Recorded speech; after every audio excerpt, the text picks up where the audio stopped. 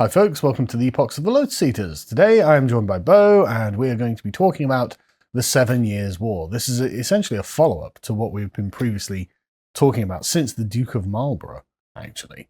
This is what it's all been building to, I understand. Yeah, this is the big one. Yeah. Certainly the last episode about the War of the Austrian Succession was a build-up to this because of all the main figures really are the same people. But the 7 Years' War has been described, Churchill described it as the First World War. Lots of historians have said it's because it truly is global. I mean, the War of the Spanish Succession and the War of the Austrian Succession there's elements to them, certainly, that go out beyond Europe. But this certainly is a type of world war. Right, okay. So yeah, it's a really big one. It lasts 7 years, as the name suggests, but historians do say can count it as sort of 9 years. I was going to say, historically, the 100 Years' War lasted more than 100 years. Right, yeah. So, just because something's called the X Years' War doesn't mean that's how long it lasted. Yeah, the 100 Years' War was what, like 112 years or something? Yeah, something like that. This, you can argue, is more like 9 years long. So, yeah, I mean, some historians even sort of lump it in with the War of the Austrian Succession as though it's sort of one continuous thing. Well, I mean, if it's essentially got all the same players in it, then reasonably you could. I mean, the War of 1812, nearly all the important events happened in 1814. There you go. So nominally at this is from 1756 to 63. So it seems that we're just picking up directly after the circumstances of the previous conflict, right? So Prussia controls Silesia. Austria has managed to get itself back on its feet after being attacked from all fronts by various powers. And I'm assuming that's where things kind of settled. But of course, nothing is decided, right? That's the problem. Yeah, so at the end of the War of the Austrian Succession, the Peace of Aachen, the Peace of Aix-la-Chapelle, hardly anyone was happy with that. Really, no one was happy with it. It left a lot of things undecided, just like the Treaty of Versailles at the end of World War I. So the big thing really is the showdown between Britain and France, because they're now the two biggest players in the world, sort of easily. So this war, like the Spanish and Austrian Succession wars, there's more than one theatre, but the main ones are India, Europe, and North America. North America and the Caribbean. In this, I'm going to mention, but not really talk much about the Indian one, because that's what we covered in the video, really all about Clive and Plassey. Yeah. So if anyone's interested in that, look that one up. You can find all the details where the British and the French taking each other's stuff at Madras and Pondicherry and all sorts of things. So I want to concentrate mainly on Europe and North America. I've got a quote here from Sir Charles Oman about the origins of the war, where he said this: "The 7 Years' War into which England was plunged in 1756, although Britain and France had already been having a bit of a Cold War for nearly 2 years, really, like in North American things by that point. But anyway, and it was while still under the imbecile guidance of the elder Pelham, and it was the most important struggle in which she had engaged since the days of the Spanish Armada." That's quite saying something, isn't it? 1588, quite a while ago. It definitely settled all the points which had been left undetermined by the Peace of Aachen, and gave her the empire of the seas and the lion's share of the commerce of the world. Her hold on these gains was to be shaken in later wars, but never lost. I say not never. It shows how old Sir Charles Oman is writing. It's right at the beginning of the 20th century. He says that. Yeah. Well, yeah. So, after World War II, we did obviously lose the empire. So actually, I'll just say that now. I'm going to have to do some quotes from Sir Charles Oman, as I wont to do, and also from Will Durant, who was also sort of firmly 20th century. And I like quotes like this. It's like watching a film from before the world went woke. It's actually normal. Yeah. It's sort of got a normal perspective on things. So that's why I like to use sort of older, certainly late 20th century or 21st century historians, because they all can't help but crowbar in their views, their modern day views. There's a lot of liberal moralizing in late 20th century historians. And one thing as well I just find is that the quality of writing and thought of the older historians is just better. Like Will Durant is genuinely amazing. Like I remember reading a passage on Will Durant explaining just ancient philosophies, and he understood them as if he was a professor of philosophy. And I was really impressed, actually, because these things were, a lot of the time, these things are very difficult to get your head around. You've got to read an awful lot of things, and you have to try and really, but he really got it. And I was like, okay, very impressive, actually. And his writing style is just generally very pleasant to listen to and hear. But anyway. You're absolutely right. That's why I love the older guys. Yeah. From Gibbon. Yeah. Oman, Carlyle, Churchill, Will Durant, all these guys. Yeah. It's just superb. One of my favorites is Harold Lamb. Yeah. I love Harold Lamb's description. Like we've got to do like Iron Men and Saints at some point. The Flame of Islam, because like his writing style is very rich. You feel like you're reading a novel, and it's like that, it's lovely. But anyway, even Tom Holland, who's among the best ones, probably my favourite living historian. And his writing is very, very good. For me, it's still not as good as something like Gibbon or Oman or Durant or somebody. It's but Tom Holland, you can tell that he's trying to hark back to that older kind of historian who's prepared to enrich the world with a bit of flowery prose, which I think is perfect. I'm tired of this sort of like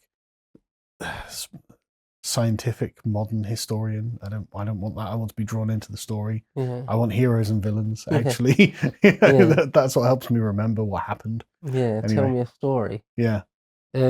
I'll read another quick paragraph here from Oman, just about basically on the origins of the war. He wrote, "The 7 Years' War, like the War of the Austrian Succession, had two sides, the colonial and the European." Two theatres, he means there, really. In 1756, as in 1742, England, while contending with her own objects beyond the seas, was also subsidising a powerful continental ally. So we spend lots of money, just like in the Napoleonic era. We've got all the money, really, so we can pay for other people to do a lot of fighting on our behalf. So we're subsidising a powerful continental ally who had his own interests to serve in order to distract the attention of France from the more distant struggle. So one of the grander strategies we had was the idea that if we can force France to sort of spend all its time and energy and money in a European war, it will just leave the rest of the world open for the Royal Navy to go berserk, for us to steal all their stuff, basically. Which is fairly reasonable. And it was a very deliberate ploy from us. So the Prime Minister in this is Pitt the Elder, First Lord Chatham, First Earl Chatham. So he becomes, the Prime Minister.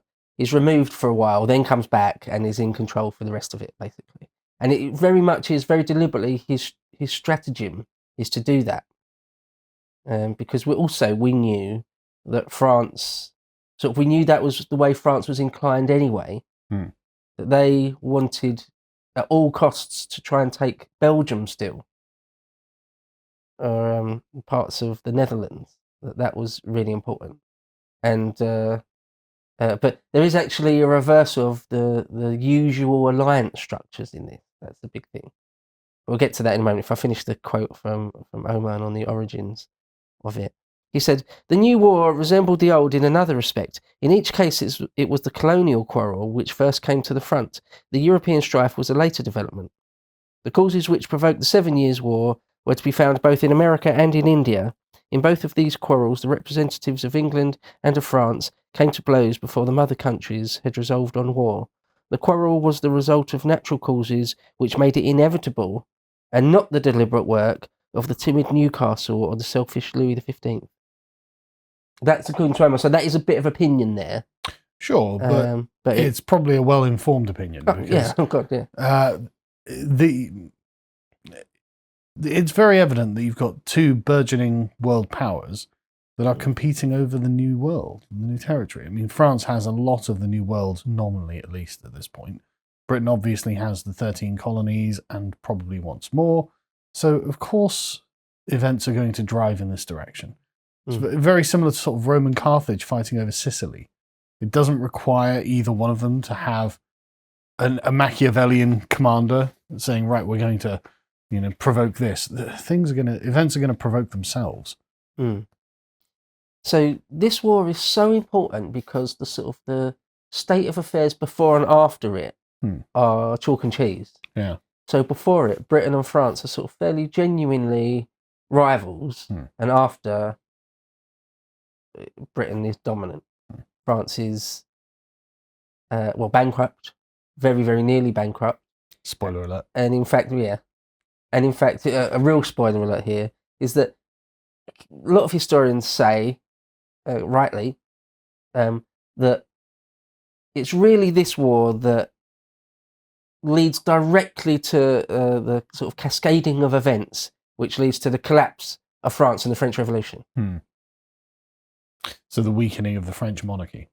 Big time. I mean, so a lot of people might know anyway that it's where Britain, after this war, forced the American colonists to pay for it in some ways because it was so expensive. Wasn't it like a 2% stamp tax or something? There was all sorts of taxes, yeah. Right. Yeah, the stamp tax is just one of them, but all sorts of different taxes. Tax on tea. How dare they? So it very nearly bankrupt Britain, or it's so expensive that we were forced into sort of extraordinary measures. That was for us that ended up winning it, ended with a global empire of commerce. It was still that expensive. So to the loser, it was ruinous. Yeah, absolutely. So there's two main portions of this. Like I say, I won't really go into India too much, although I'll mention it at the end of who gets what and how it all ended. But the two main theatres is in Europe. So if I sort of just paint the picture there, then I want to first go over and talk all in detail about America, because also chronologically it kicks off first there as well. Then I'll come back to Europe and we'll finish it there. So, as I mentioned, the usual alliances are all turned on their head. Usually you can totally count on the Habsburgs and the French to be against each other, and therefore by default we're with the Habsburgs, and Spain and France to be together. And so a lot of that has changed this time, because where we have Pitt the Elder, our calculation is this, or in the mind of Pitt the Elder, who actually ends up being more than a prime minister. He gathers, because we've said in other times that there isn't really a prime minister as such. There's just a preeminent minister. It's not as we have now, where there's, the head of government and prime minister, and then he has a cabinet with various heads of department. Now, if one guy can sort of dominate all of government, he does quite often. So that's what Pitt the Elder's sort of doing, is that he brings into his own hands all the purse strings, all the executive functions, nearly, all foreign policy stuff, all of it. It all comes out of his mind.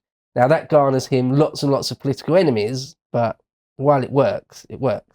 Well, if you have a competent man doing it, then great. The great man has arrived at the right time. Yeah, brilliant. Let's let him do his work. And like a lot of things, like the director of a movie or the writer of a book, the best thing, the absolute best thing is to have one mind, one vision doing it. Lots of things, if you let a committee decide, it's just the end result is just naff. Yeah, or chaos. Yeah, okay, right, yeah. So anyway, Pitt the Elder, William Pitt, later the Earl of Chatham, is sort of running the show, and his idea, his view, is that we don't really care anymore about the power struggle between even Russia and the Habsburgs and the French and everything. All we care about is that we beat the French, because if we can beat the French, like in the whole world, if we can beat them, then nothing can ever touch us ever again. That's his thinking, and it's not wrong. Well, yeah, I mean that's not at all irrational. It's like, why do we care about sort of the delicate balance within the Holy Roman Empire? All we need is to defeat France, sort of, absolutely. And the rest is just child's play. Yeah, the rest will all come. if we have naval supremacy over all of Europe, which we ended up with, then we don't have a problem. You hit the nail on the head, because the It's key part of literally that is naval supremacy. Yeah. Big part of it. It's like he's sort of saying, I don't care if not that he doesn't care, but it's not Sure. as important whether it's not mission critical, right?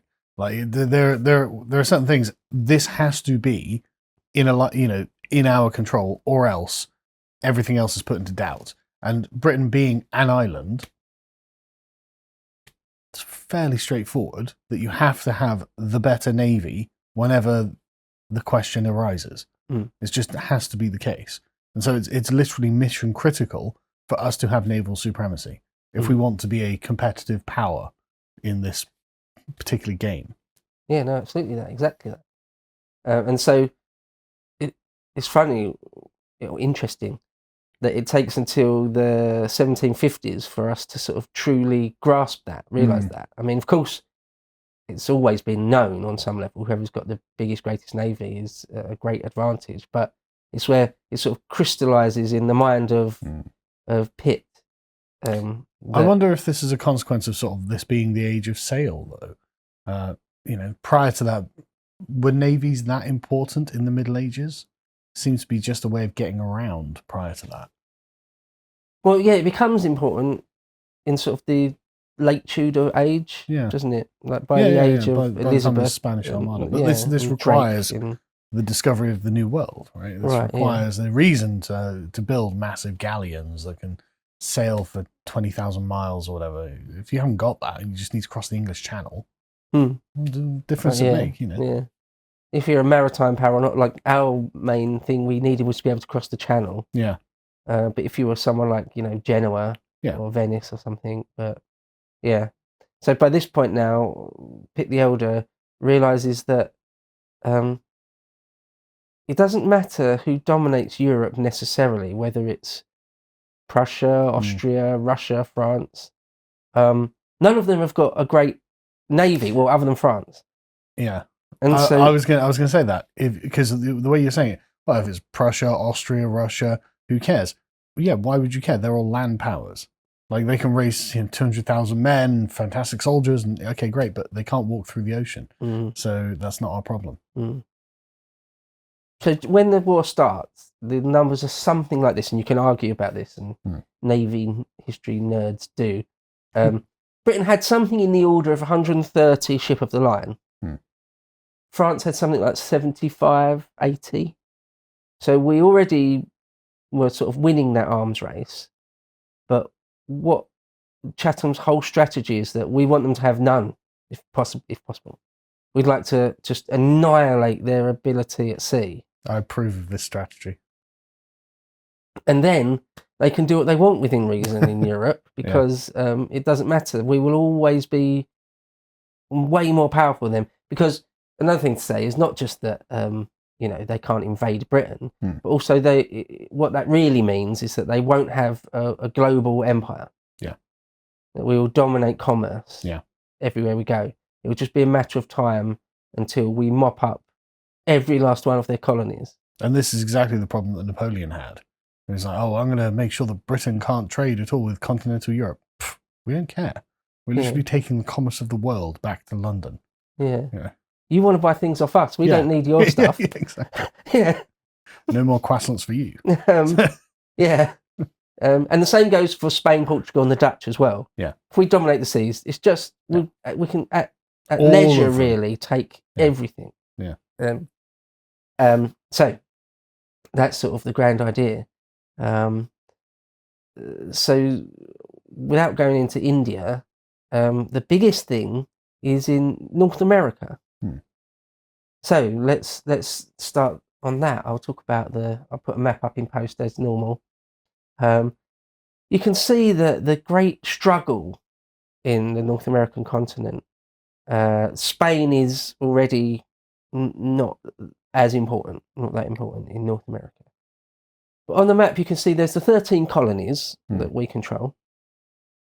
Although they're largely autonomous, but still they're loyal to the Parliament and the Crown.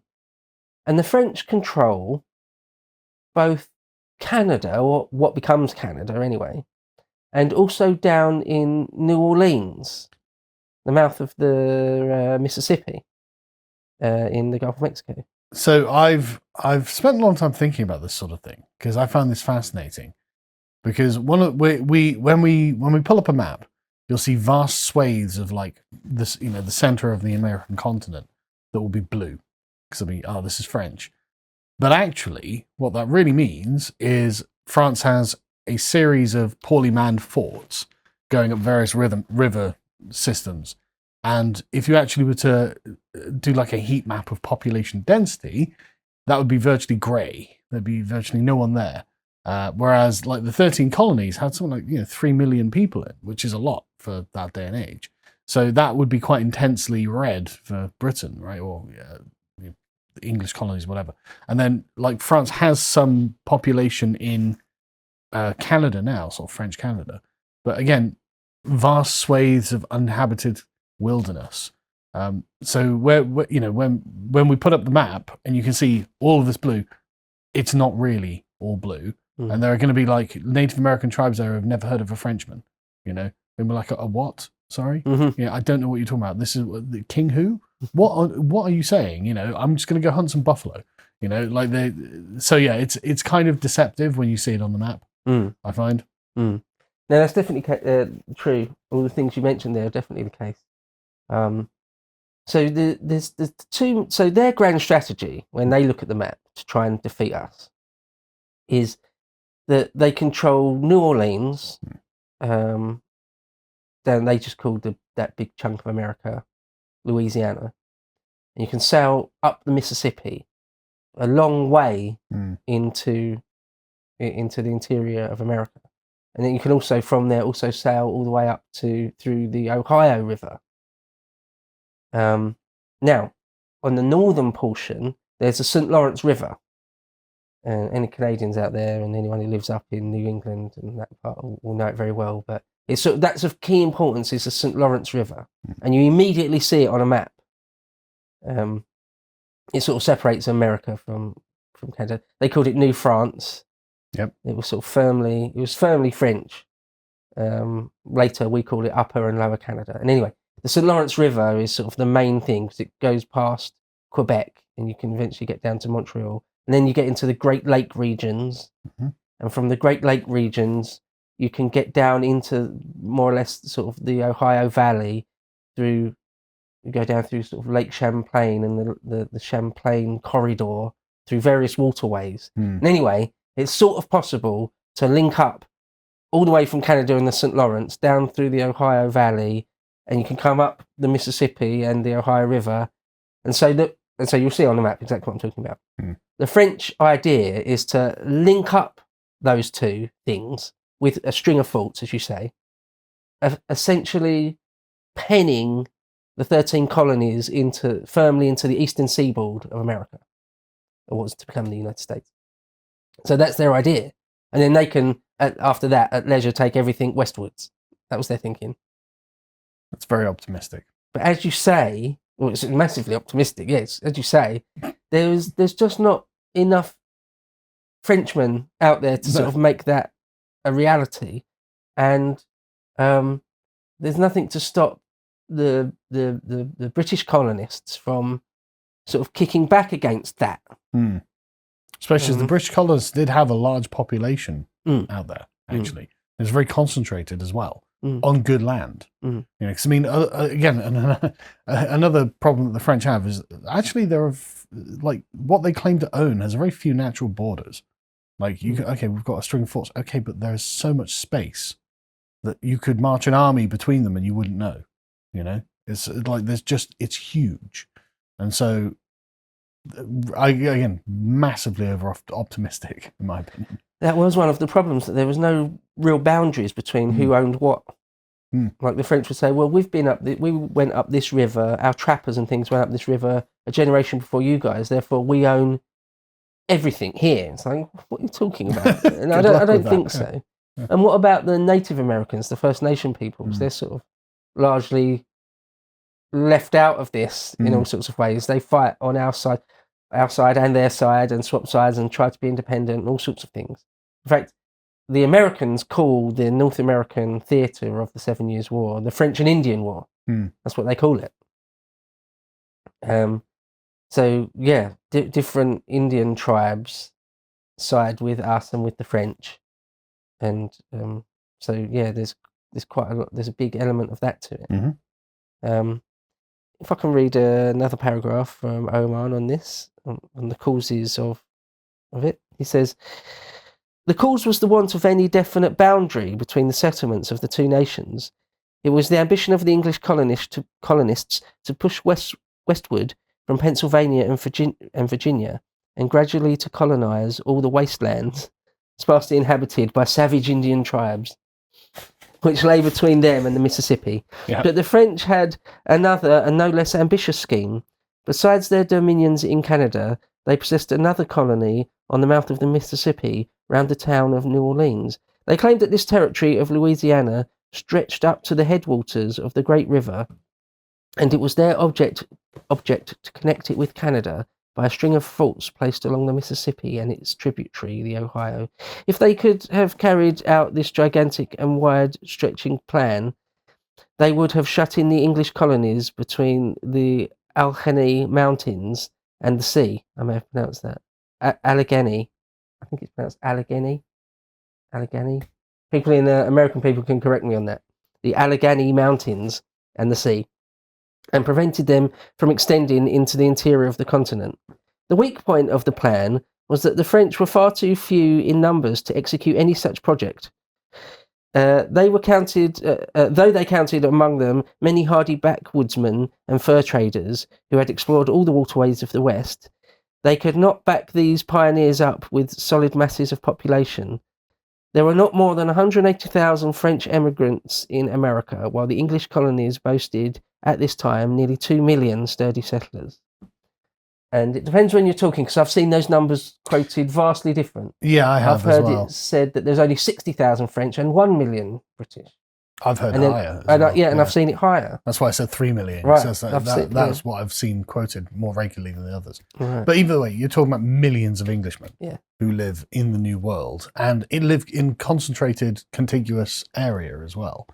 It's not a vast amount of space that they live in. I mean, it's big, obviously, but it's not like Louisiana, frankly, which is just colossal and empty.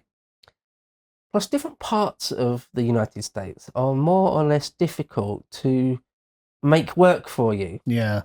So, for example, in Canada, obviously in the winter it's terribly cold. The ground freezes. The St. Lawrence freezes, or it did back then. The ground, you've got sort of almost permafrost sometimes. Depends how far north you go. But whereas places like Virginia and the Carolinas are lovely. They're perfect. Places like Massachusetts are brilliant. The crop just springs out of the ground, virtually unbidden. Yeah. Yeah. I mean, it's not all perfect. Sort of famously, Sure. Vermont is difficult farmland. But yeah, and then the further south you go, somewhere like New Orleans, it's sort of swamp, or Florida. It's very swampy. Yeah. It's sort of it's too humid and hot. If you were playing a game of Civilization, you would want where the English had settled, right? Not where the French had settled. Yeah, absolutely. Places like New York State, Massachusetts, Virginia. It's prime. All of that area, that band is lovely, temperate sort of areas. It's a Mediterranean sort of heat. To watch the full video, please become a premium member at lotuseaters.com.